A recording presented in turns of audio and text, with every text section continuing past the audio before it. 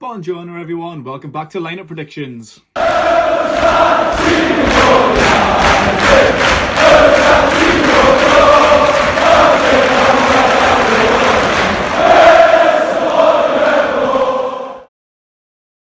Welcome back to the Magpie Channel TV, where we'll be predicting the lineup for tomorrow night's game against Arsenal in the Premier League, live on Sky Sports at 8 o'clock. A bit of early team news for Arsenal is Kieran Tierney is, I think, the only doubt.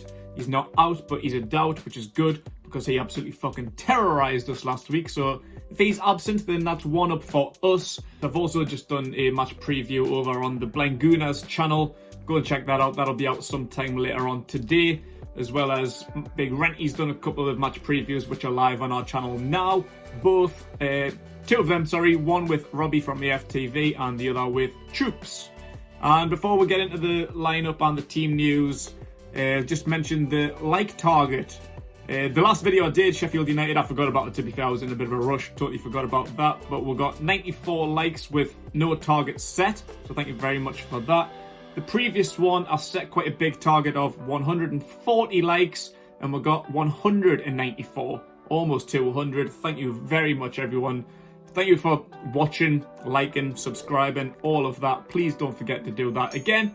But we'll set the biggest like target I've ever set right here, right now, 200. Let's get to 200. This video is out a bit more in advance, something they barely get 24 hours on the channel before the game goes live. So yeah, expect them to be a little bit less, but now plenty time, no excuses. 200, let's go. So the Newcastle team news then, obviously Ryan Fraser's out, suspended after the red card he picked up against Sheffield United. Federico Fernandez is out after an injury he picked up. Paul Dummett also picked up an injury in that game, but he is available, as is Jamal Lewis, who's been out for the last couple of weeks, and Jamal Lascelles, who's been out for quite a while, bar the 45 minutes he played a couple of weeks ago.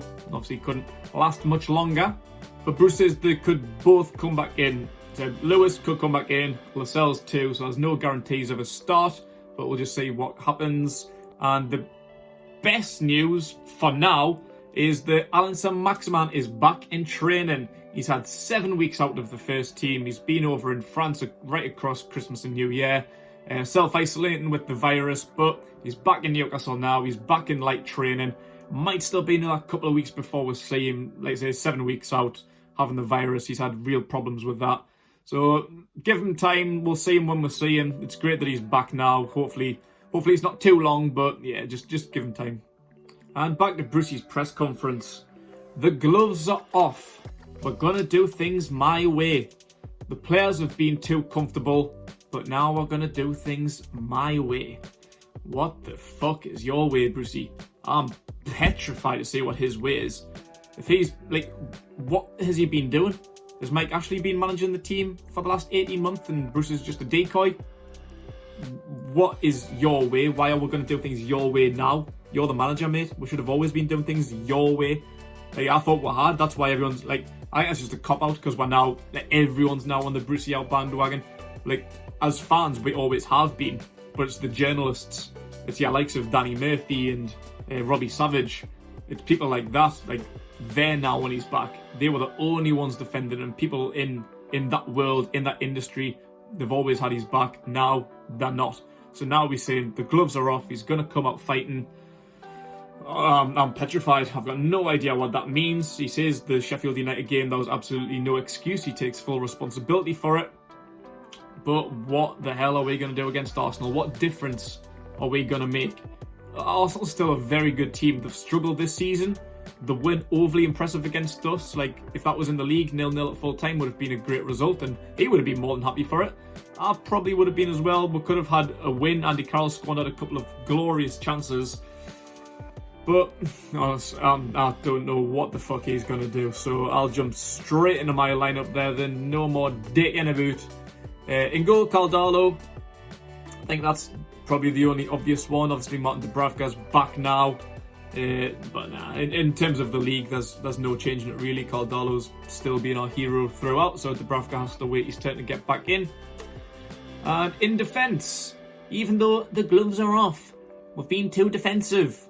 What's he going to do against Arsenal? He'll still be playing 5 at the back. Fucking guarantee it, mate. I said that against Sheffield United. If you watched me Sheffield United preview, I put out a 4-2-3-1 formation because that's what I wanted to see.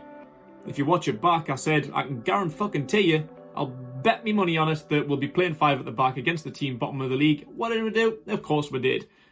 Going against the teams like Arsenal, Chelsea, Man United, City, Liverpool, we're going to play 5 at the back. We can't compete. Like, our players just simply aren't good enough. So we'll be playing 5 at the back, but with Federico Fernandez out, there'll be one change to the usual back 3 where Jamal Lascelles will come in the middle, take the captain's armband, going in the middle of Shaw and Clark. Clark's been brilliant for the last few games. Shaw's even been improving himself as well, like the last 4 or 5 games, pretty much since the Liverpool game. Shaw's been great. So that would be my back 3, centre-back 3, providing we do play 5 at the back, which I thoroughly expect. On the right wing, I'd probably stick with Yedlin. He gets a lot of criticism, similar to Shaw. He was absolutely dreadful before the Liverpool game, but that performance kind of picked up his confidence a bit, and he's broke back into the starting 11. He's been all right. Like I've got no complaints really about DeAndre Yedlin since that Liverpool game. Some games haven't been great, granted, but you know, like it's better than what we had come to get used to DeAndre Yedlin with. And Manquillo's been out for quite a while. The only other option really is Kraft or potentially Jacob Murphy, but I'd like to see him play further forward. I'll get that as I come, but Jacob Murphy has to start. At left wing back, this is a funny one with Jamal Lewis said could come back in. Dummett played there the other day. Matt Ritchie came off the bench, but for me, Matt Ritchie's got to start. Dummett, nah. Nope, not at all. Centre back, maybe. Left back or left wing back, get fucked. Absolutely at no chance. Lewis has been out for a while. I would like to see Lewis back in the team, to be honest, but just coming back from injury probably wouldn't be wise. And Bruce says, what did he say? He said he could come back in. That probably means he's not fully fit, so I wouldn't risk that. So out of them 3, I'd be playing Ritchie. He hasn't really been that great lately. To be fair, when he came on the other day, he was trying. He was getting forward a lot more than what Dummett was. He was lumping some balls into the box. A couple of decent crosses in towards Andy Carroll. Not startling though, but I think he's probably the best out of that 3 there. In centre mid, Isaac Hayden, of course. He's just definitely one of our best players, isn't he? Every game tries, whether he's centre back, centre mid, gives 100%. Rock in the middle of the field. Starting 11 player, week in, week out. Unless he's injured or suspended, Isaac Hayden can never be dropped from this team. And to play alongside him, it has to be Matty Longstaff. It's fucking got to be. I don't want to say Sean Longstaff. If I say Sean Longstaff again in that starting lineup, I'm going to fucking flip my lid. What is Bruce doing? The gloves are off, we're doing things my way. Mate, if we're doing things your way, surely you cannot be playing Sean Longstaff again. Jeff Hendrick as well. Like he was alright in the Arsenal game a couple of weeks ago, to be fair, but Sheffield United, nah. The pair of them, like as soon as I seen that Sheffield United lineup, 5 at the back, Sean Longstaff and Hendrick in the middle. I fucking knew we were losing that game, you know. Against a team that hasn't won a game all season. All you need to say is the starting lineup and the formation to know that we're not going to get nothing out of this game. So they cannot play. Matty Longstaff came in against, was it Man City? Played 3 games in a row against 3 of the best teams in the league in City, Liverpool and Leicester. Haven't seen him since. And we've been playing Sean and Hendrick ahead of him. Can I be doing that? Like, nah, not on my watch. Matty has to come in, playing alongside Isaac Hayden in the middle of the field. Best centre midfield partnership that we've got by a fucking country mile. I don't really know what's going on with John Joe Shelvey at the minute. He's kind of in and out. He's like on the bench one week, he's not the next. I know he had a groin operation a couple of months ago. He was forced straight back into the team only a couple of weeks after that, but he wasn't fit. He was playing injured. But we've seen him 1 week on the bench, 1 week not on the bench. So he's obviously clearly not fit. So if he makes an appearance on the bench, great, but he's definitely not starting lineup material. So out of the options of Matty, Isaac, Sean and Jeff, you do the math. There's only 2 there that can play for me. On the right-hand side, Jacob Murphy, as I mentioned, he's been such a miss the last few games. He's been out on the bench, coming on late on.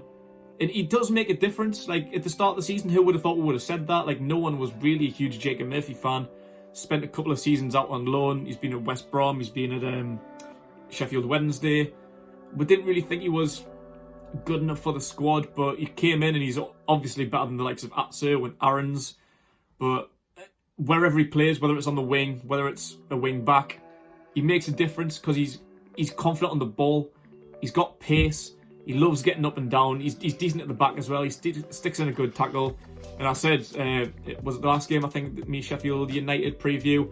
I like that partnership between Murphy and Yedlin. Like, they're both quick. They're both good at getting up and down the line. They're both all right at the back. Can stick in a decent cross. I think them two linking up on the overlap for each other, covering each other. I think they're going to be a great partnership, and we need to see a little bit more of that. It may not work as well as I'm picking it up, but I think give it a go. Like, we'll see it for about 10 minutes a game before one of them gets taken off or one of them comes on. Yeah, I'd like to say that from the start. I think that's probably the best way to go about it, really, in this formation. With Almiron on the left wing, I'm not confident in that. Almiron's been very inconsistent lately. I said last week I want to see him in a number 10 in a more changed up role. He's not a winger for me. He gets lost, but he's got pace and energy.